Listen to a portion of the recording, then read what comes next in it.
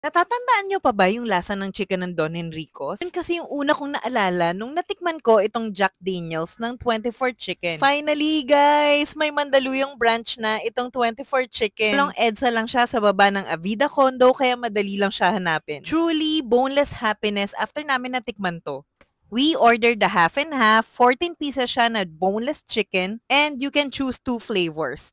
Ang in-order ko is yung dalawang bestseller, the Jack Daniels and Yum with garlic. Dahil may kids na kakain sa family namin, yung mababa lang yung spice level na kinuha ko.